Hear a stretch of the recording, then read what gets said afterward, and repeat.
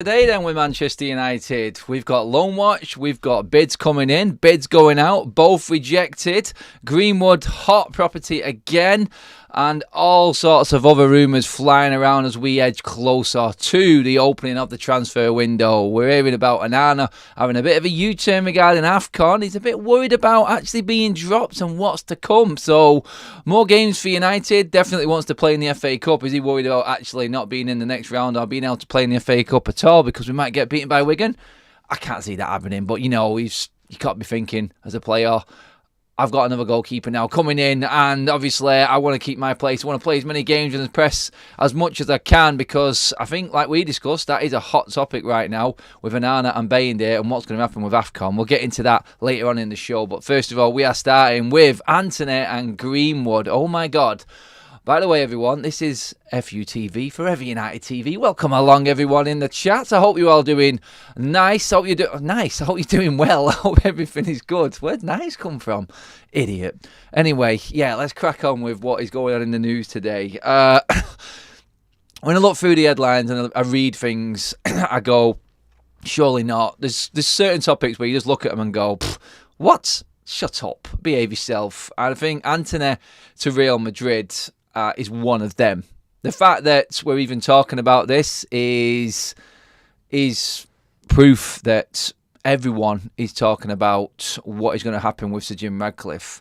Apparently, Manchester United have indeed offered Antony to Real Madrid. Real Madrid were interested in the Ajax winger when he was there in the Eredivisie with obviously under Ten Hag.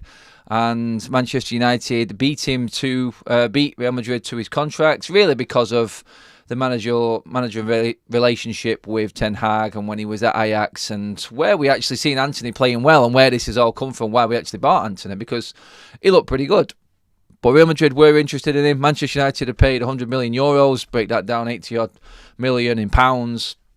Complete waste of money. But the rumour is, the story coming out, it's being reported in Spain, is that Manchester United have offered Real Madrid, or tested the water as such, with a offering for Real Madrid to buy Antony at a cut price. 55 million, in fact, off the price. 30 million he's been offered for. Manchester United are looking to cut their losses. Now, this, like I said, is one of them stories. Shut up. Why are we even bothering talking about it? Because there is so much more depth to this. And like we said, remember, what was it, about a week and a half ago when we were talking here after rumours coming out and reports coming out about Manchester United's new approach when Sir Jim Ratcliffe took charge?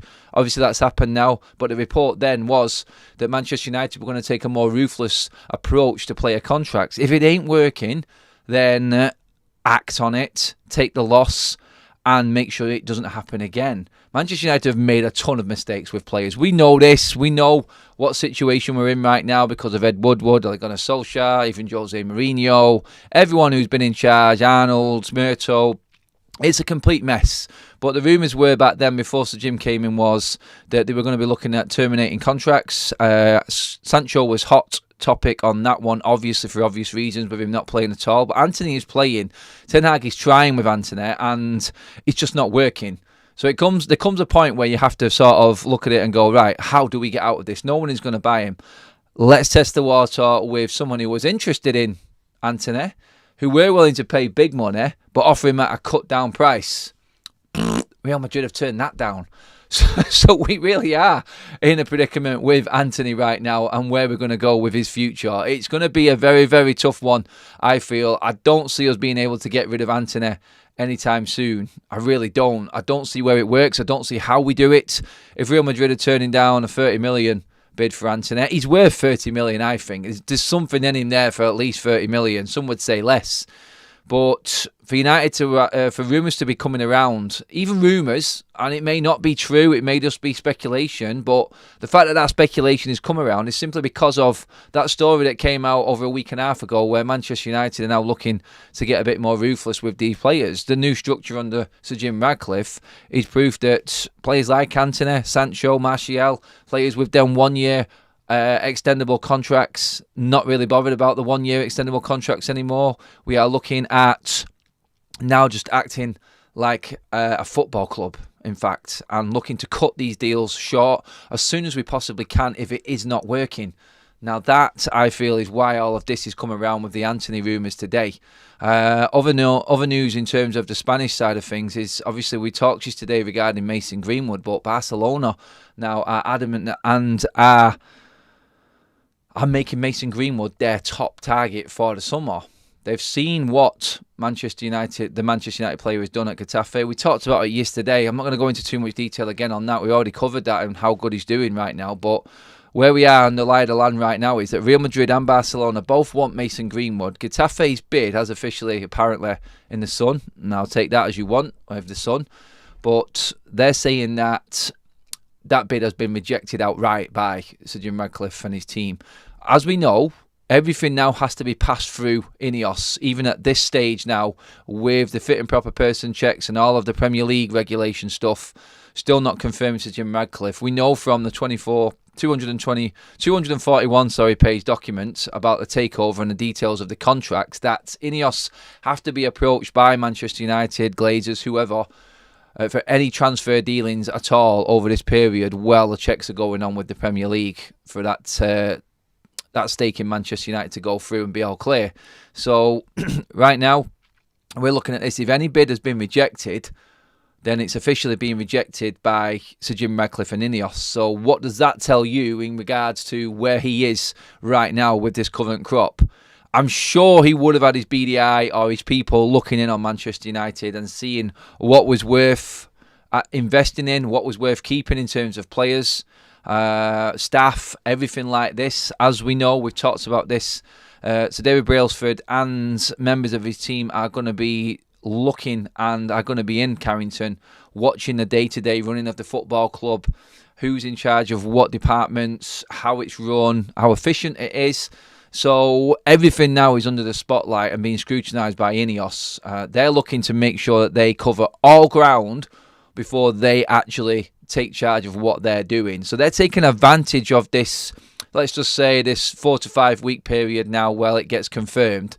They're taking advantage of this, and I think that's why we're hearing all of these stories come about now. Obviously, people say there's no smoke without fire. I'm always sceptical when news stories are broken from abroad, especially Spain. You know how entwined them papers like Marca and papers like that, they're just basically the Real Madrid paper.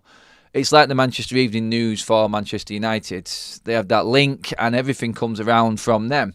Take a breath. There's a lot to talk about. Lovely. Thanks, Kaz.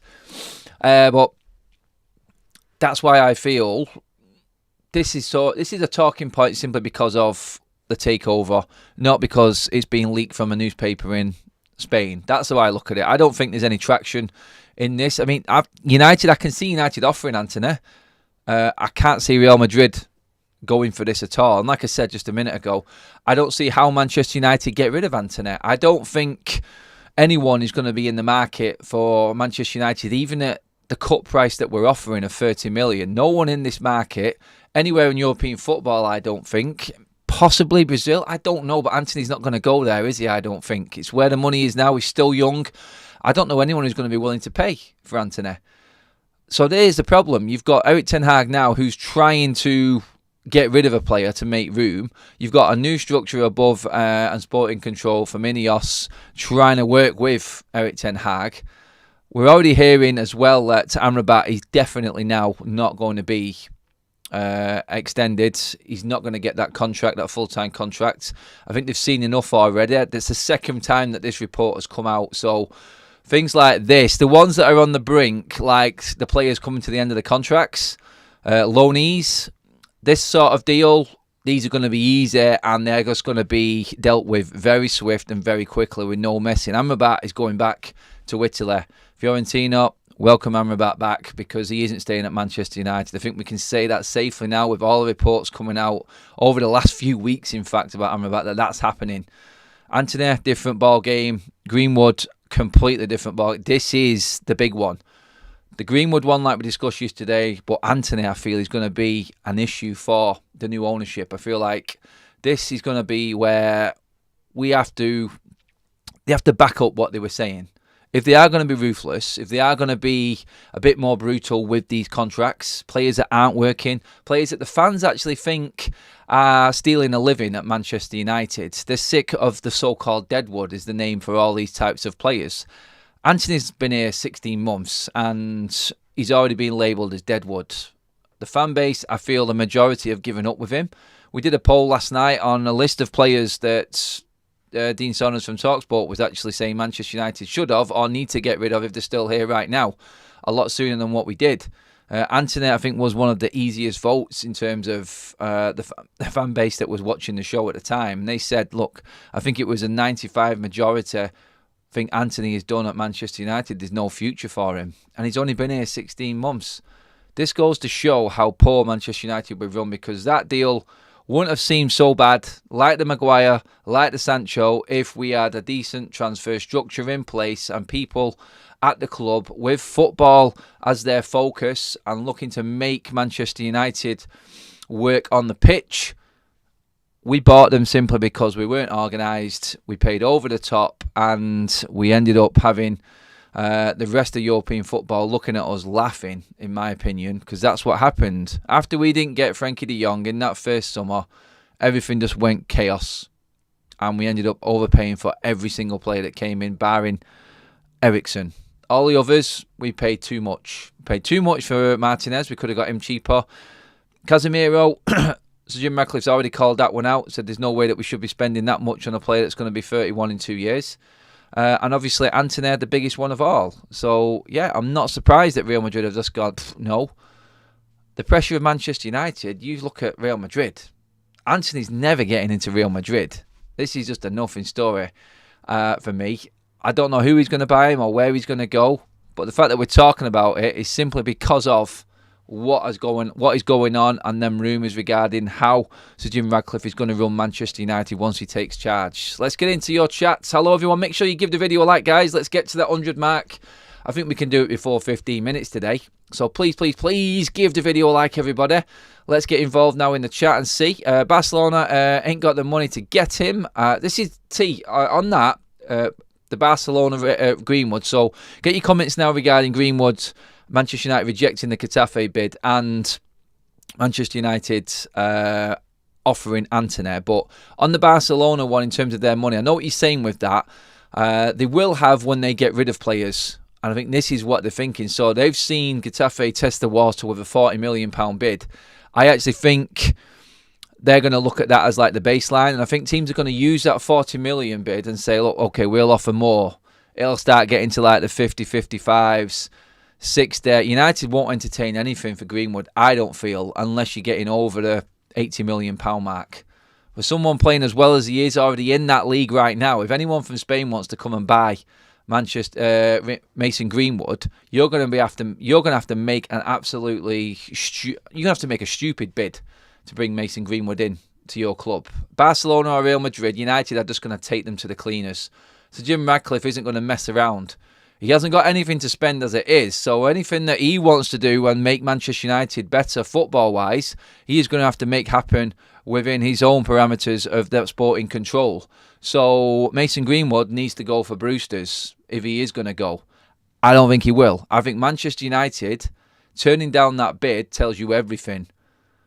I think Manchester United want him back in a United shirt next season, and I believe that's where he'll end up. Other people, I know I've had plenty of opinions on this show, and everyone has said I can see him going if the right price comes in.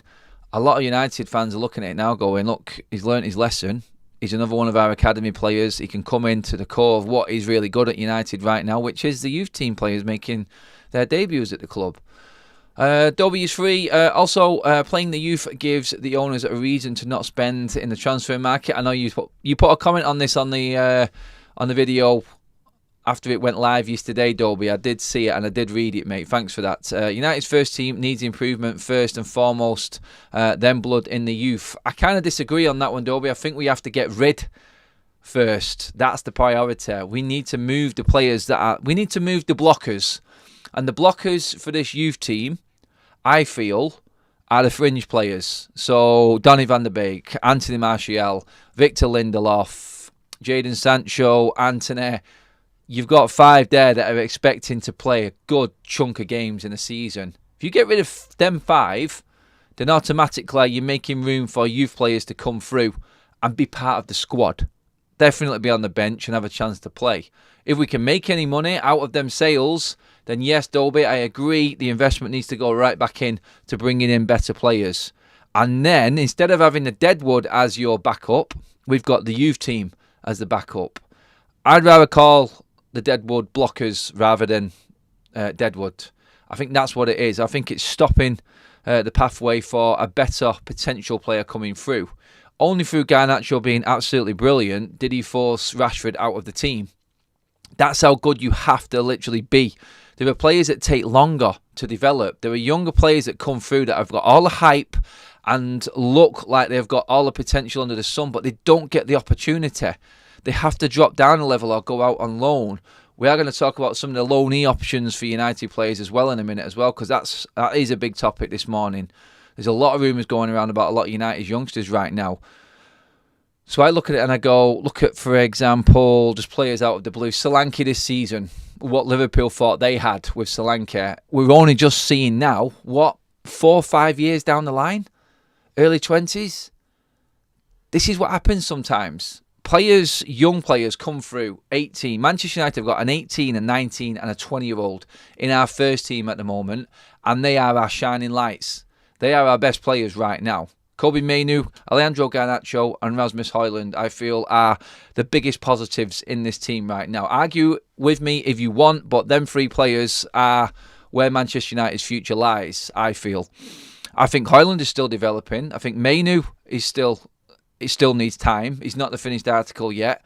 And I actually think that Garnacho, even though he's brilliant this season, he's already got 5 goals, he's still not the finished. He's still got so much to learn. He's got so much to learn. I think he can adapt his game and be even better than what he is right now. So you look at them 3 players, you should have them senior pros around them. That's where United's falling down. That's where we are failing right now, because every one of the senior players around them 3 have failed this season. They've had their worst seasons, I feel, all of them. And there's been some crap seasons before, but this season has been an absolute sham in terms of them first team players, their attitudes and what is going on and off the pitch. I think it's been an absolute disgrace how these first team senior players have let down this youth. Rashford's attitude against Aston Villa, and I've seen it, I watched it closely. Sometimes you don't get a reaction out of Rashford when someone else takes the headline. It was the opposite against Aston Villa. He was buoyant, he was happy, he was absolutely chuffed to bits for Garnacho. You could see it in his face. That's what is needed at this club. And I don't think we've got it with the fringe players. You know why? Because when Antony comes in, all he's thinking about right now is, I need to hold my own. I need to do something miraculous to turn everyone around. Then he starts making the wrong decisions. Then he starts playing the way he's playing. He's looking to save his own career, and he's not looking to play as a team player. That's the problem that you've got with these players right now. Because the chances are so limited in the team, when they do come in, they try to do too much and they try to impress and do things that they shouldn't be doing. They start forcing the game.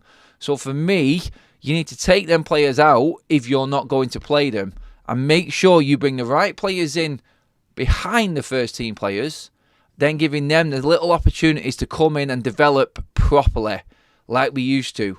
Bring in the youth and 1 or 2 signings and build your team. That's what it's all about. That's what United have always worked with. Over the last 10 years, we've gone completely away from that, and this is the reason why we're in the mess that we're in right now.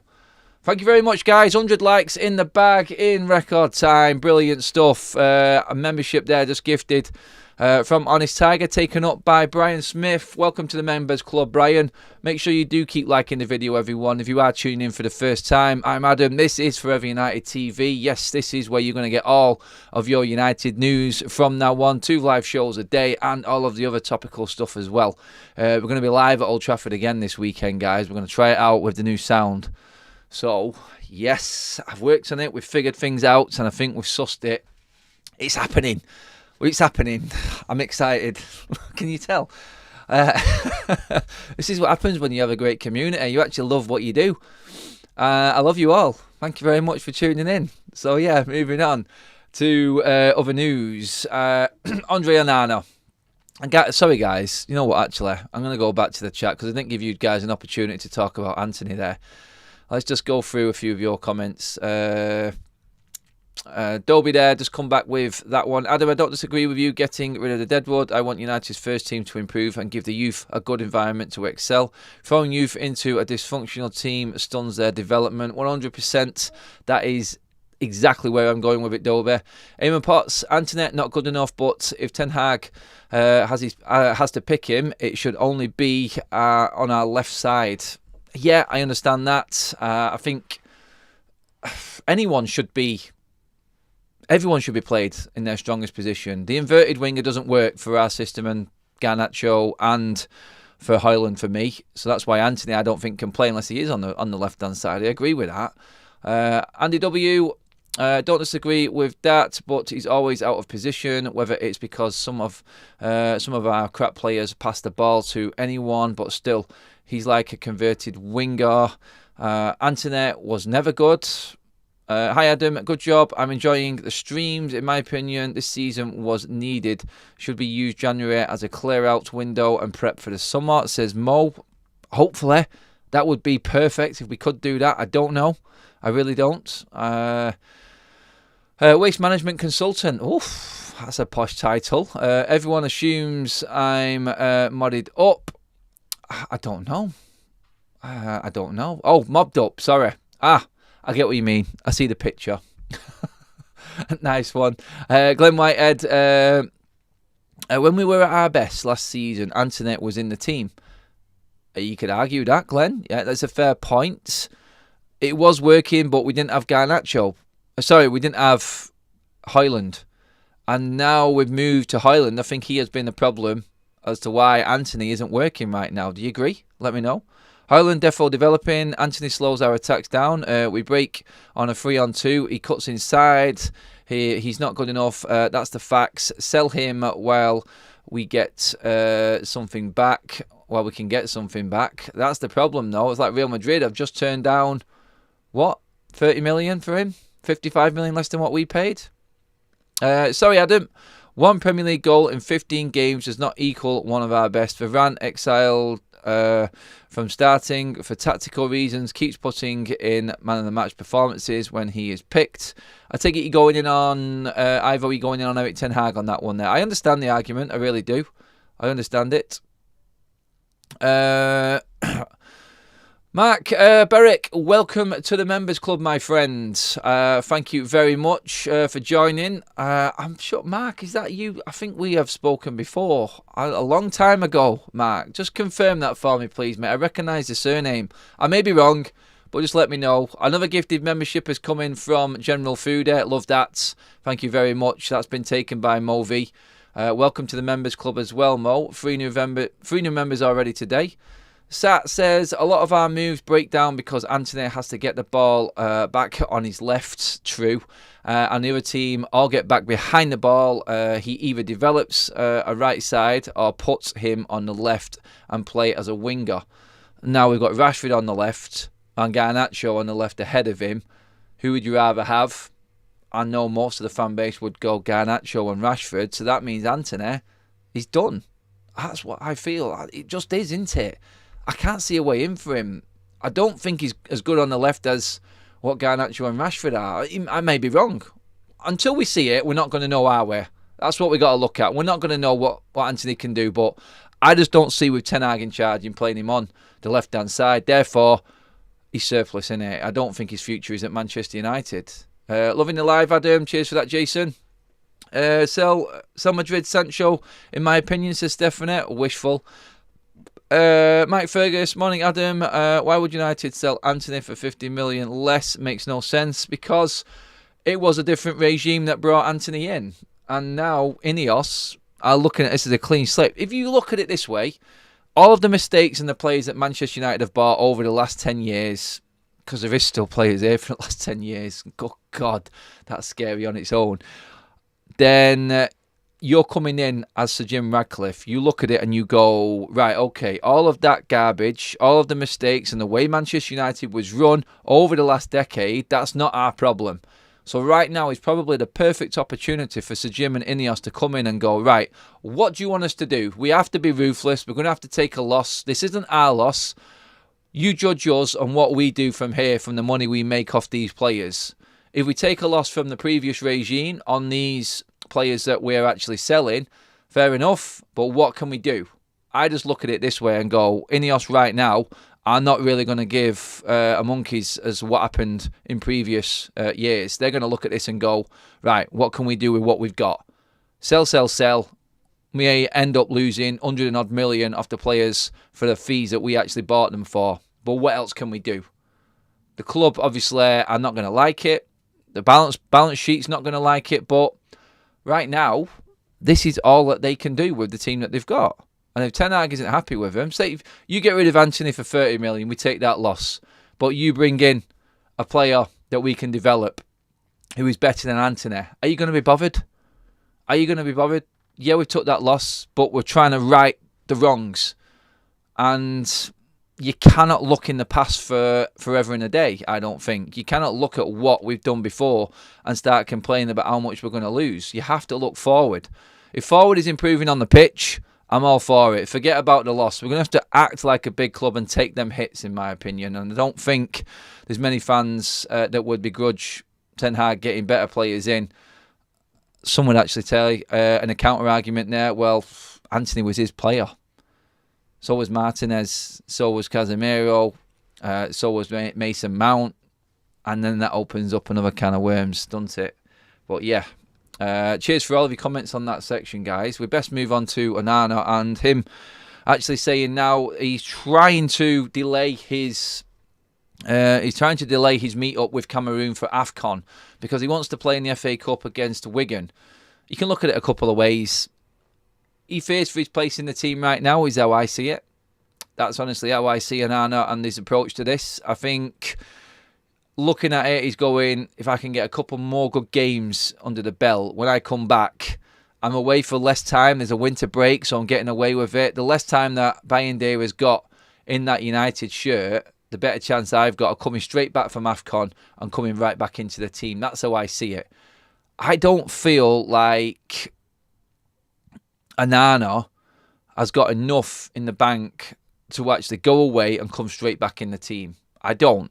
I feel like if Bayindir plays well, then Erik Ten Hag has got a very, very tough decision ahead of him because the United fans will speak. They want to see everyone given their chance. Let's not kid ourselves. We've spent money on Bayindir as well this summer. So let's look at it this way and go, we want to see what our money's been spent on there as well. Is he going to be better with them defenders in front of him? Is he going to make them defenders play better? I mean, you look at it, as a defender, I would always look at my goalkeeper and that would give me confidence going into games. If I knew that I had a tentative David De Gea behind me, this would always worry me as a defender. And this was my argument against De Gea. Great shot stopper, but honestly, he should be organising that defence and not letting them shots come in. That's a goalkeeper's job. And as a defender, I'd be disappointed how many shots that De Gea was saving. But it comes with confidence. Knowing that you've got a dominant goalkeeper behind you who comes for balls, who's not afraid to come off his line, take you out if necessary on a cross, then that gives you confidence as a defender. Bayindir may offer this to the defence. He may offer it to the team. He may come out and clean players out, claim more balls. It's all if, buts and maybes again, I know, but I feel like every United fan now wants to see everyone given an opportunity and a run. And if he takes his opportunity, Bayindir, then sorry, Onana, you're going to have to sit it out like everyone else. You have to sit it out like Ronaldo did under Ten Hag. Go and play in the reserves like Sancho did under Ten Hag. Lose the captaincy like Maguire did under Ten Hag. Not veto a new contract for David De Gea, who's been there for over a decade, like Ten Hag.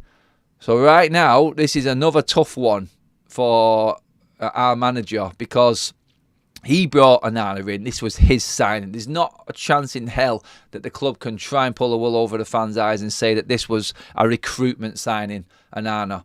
It wasn't. Ten Hag pushed for this because he's worked with him before again. And again, this is something that needs to be outed at Manchester United, how the manager gets to say on these certain players. He gets an input, that's fair, but his say isn't final, in my opinion. It cannot be like that. So I feel like right now he has to stick to his guns and treat Onana exactly the same way that every other player has been treated. Rashford's had to sit it out this season. He's not been good enough, and that is a big call from the manager. He has had, and I'll back Ten Hag on this, he has had some big calls to make, and he's done them. He has had the balls to make the calls, as they say. So let's see if he does it with Onana as well. Onana, I think he's bricking it a little bit, to be honest. I feel like his number one spot, he feels like his number one spot is up for grabs. A bit selfish of Onana. We need to bring Bayende into the team. The Wigan game will be a perfect game for that. I drop Onana now and bring in Bayende for Forest, says General Fooder. 17 Dragons, considering McSauce has the most goals for our team this whole year, and maybe McSauce is a better player for United over Bruno, considering his wage and output. No, really not. 17 Dragons. McTominay isn't our best player. The goals...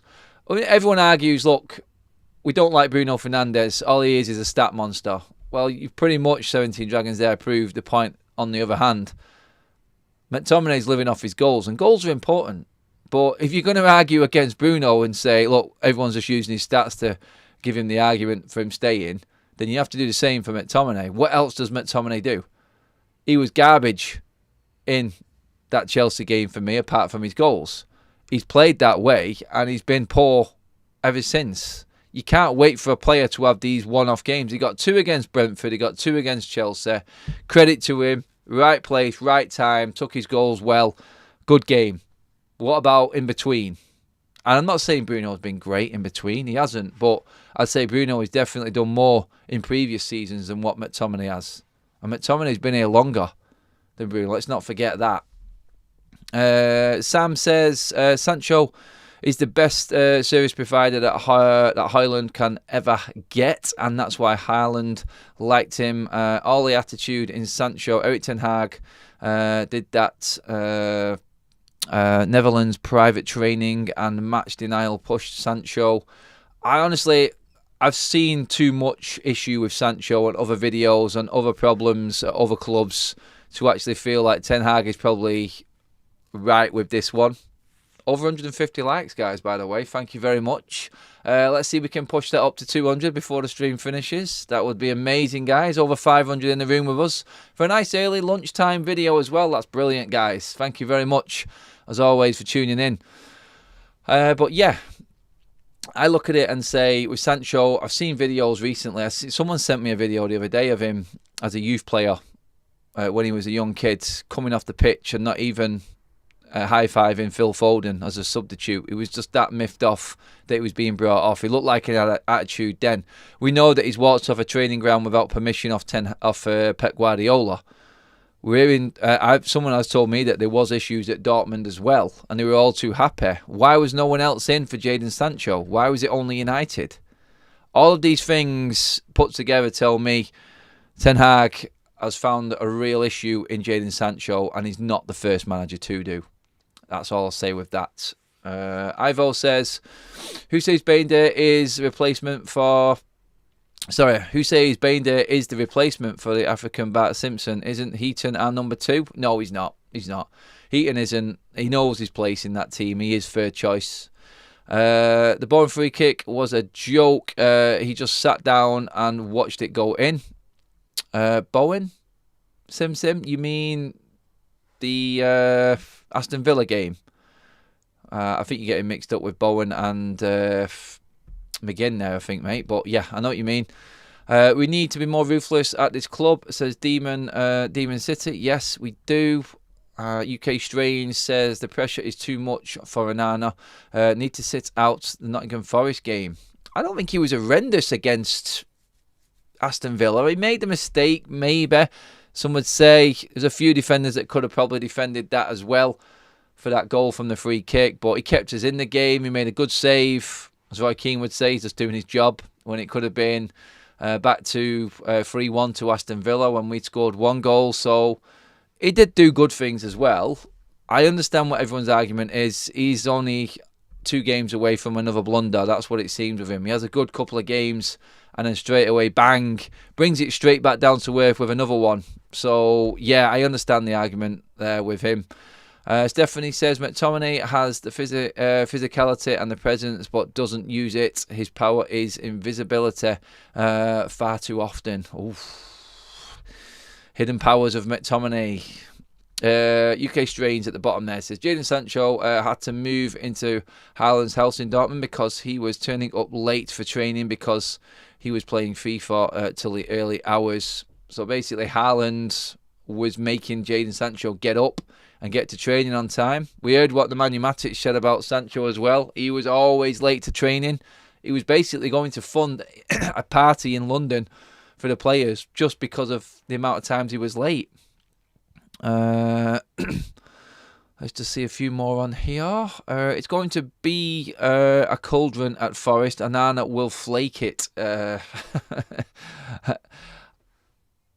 You cannot expect anything other than a hostile atmosphere wherever you go with United. Expect it every single game. It was the same West Ham. It's the same in every single away game that we go to. There's nothing you can do. Accept it, or you're not good enough to be in a United shirt. It's as simple as that for me. And there's nothing more to discuss in terms of how you need a Manchester United player to act. You need to have the mentality, not just the quality. It's as simple as that. Moving on to other stories. And I was talking about the loanees and everything like that. Hannibal now looks favourite to head out to Sevilla. I think that's a perfect fit. Absolutely perfect fit for Hannibal. They're not doing as well this season, Sevilla, but they have that, what you would say, that cutthroat siege mentality, Seville. Obviously, we know the record. We've seen what they did to United last season. I feel like that style of football is definitely going to suit Hannibal. I think playing over there in Spain, in La Liga, is definitely going to enhance him. I think he will get game time, a lot of game time in Sevilla as well. So this is where the structure of United and Ineos come in again. So they are now in charge of this. Football matters. Players going out on loan. This is Ineos. So this is Sir Jim Radcliffe, Darius Brailsford, whoever it may be, Jean-Claude Blanc. The recruitment side and the directors of football now within Ineos have to look at this and go, it's not just about the players and the recruitment side of things, the loanee side of things, and sending the likes of Hannibal, Gore, Ahmad possibly as well. We'll talk about him in a minute, but they're in charge now of finding the right clubs to develop our players like Hannibal, like Ahmad, like Alvaro Fernandez, players like this. It's their job now to find the right type of club playing possibly a similar style of football to what Ten Hag wants to work with. Not just sending these young players out willy-nilly on anyone who will take them. You need to find the right club. Look into what that club's development is, how they're playing, what the manager is. Make sure that it's a perfect fit for these players. Make sure you give the young players the perfect opportunity to actually progress on these loan spells and then come back to Manchester United in the summer full of confidence and ready to move on. And then prove a point again in pre-season like Hannibal did in pre-season. He stood out, looked like he was going to be one going out on loan, but Ten Hag could not drop him because of his performances in pre-season, and he kept him in the squad. Now, obviously, everything has come about regarding transfers. Mount's come in, another player in that position where Hannibal plays, and we have to move forward. Hannibal probably is going to be better off suited being out on loan, and I feel like that is the best bet for him right now, because he's not going to get in this team towards the back end of this season. He's not going to get sustained game time. So, Hannibal to Sevilla. Guys, let me know, is that a good fit for you? I think it's perfect for him. I do. I think La Liga is ideal right now for his development and the way he plays. He will have to sort of curb his temperament a little bit. Maybe that will help him as well for when he comes back. But yeah, I feel like Hannibal, ideally, needs to be out on loan to the end of this season, possibly another season. Just Ineos clear the decks with things. Unless Hannibal really smashes it, and we cannot afford to let him go back out. You only have to look at what Greenwood's doing right now, what Alvaro Fernandez is doing right now. These things are actually working for United and working in our favour, because we already know that Alvaro is attracting attention from Benfica and they want to buy him permanently. Obviously, we've got Greenwood out there, and everyone is now after Greenwood. So this loan structure setup is working for United. I feel like we can get even better at it, though. So, yeah, unless Hannibal really does take off, I think a season and a half, I would say Hannibal needs to be out on loan. And then we can properly judge him. He needs to be getting consistent game time, I feel.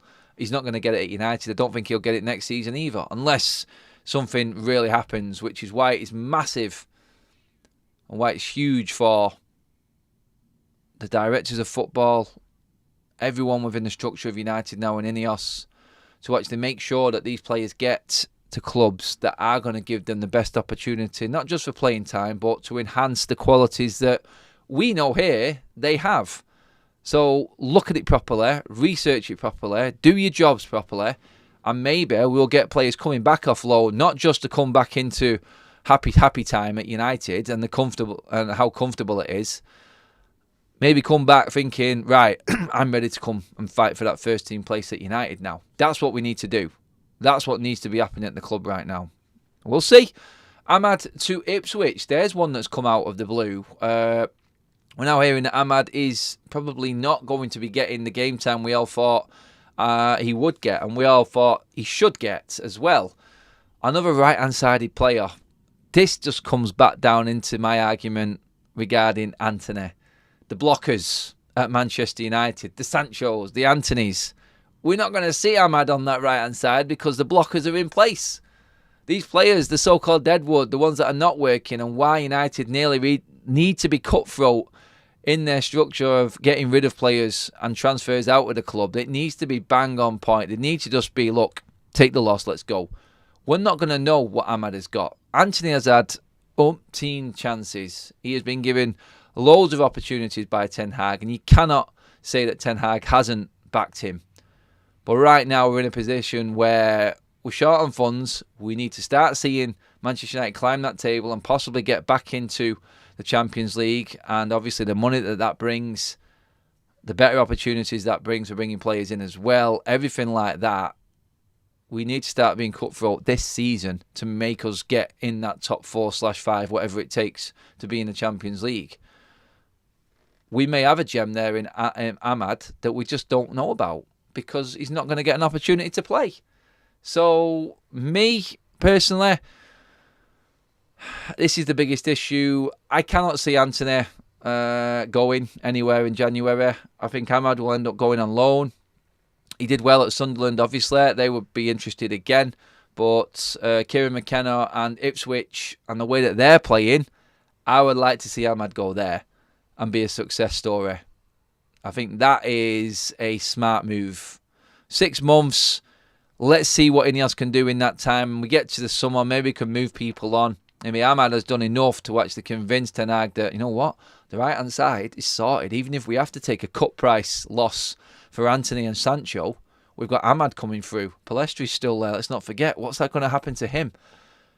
Now that we've got Garnacho on the right and Rashford on the left, where is Palestri going to go? All of these issues are going to be there. They're going to be hanging around. And until we get our ship in order, we're not going to be able to give these players the opportunity that they deserve.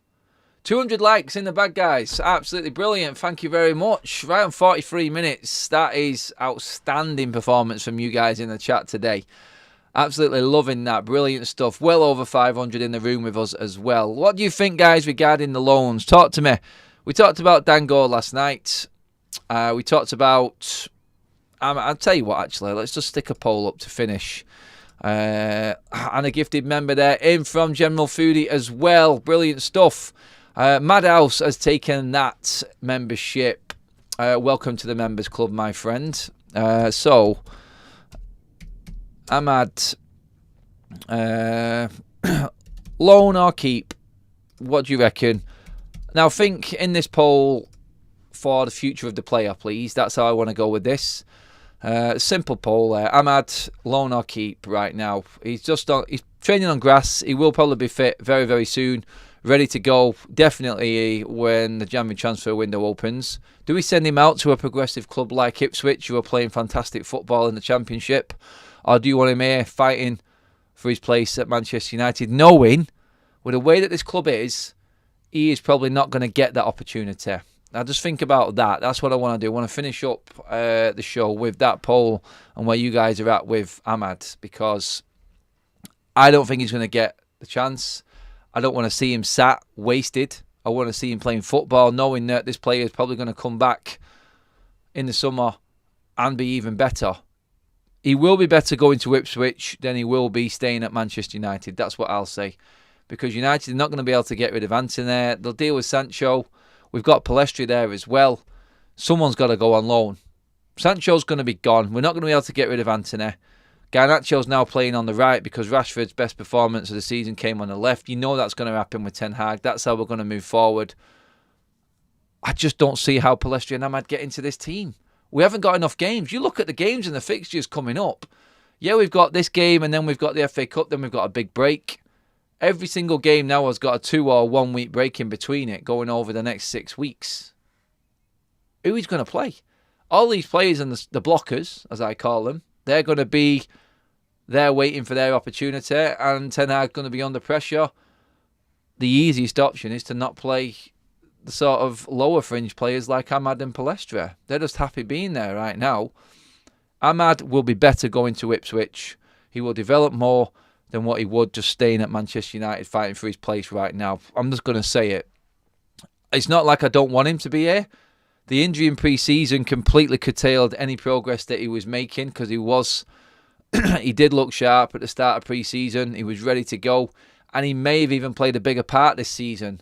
But because his recovery has taken so long, everything that's happened right now at Manchester United and where we are in the season we've had, I don't see him coming back into the team.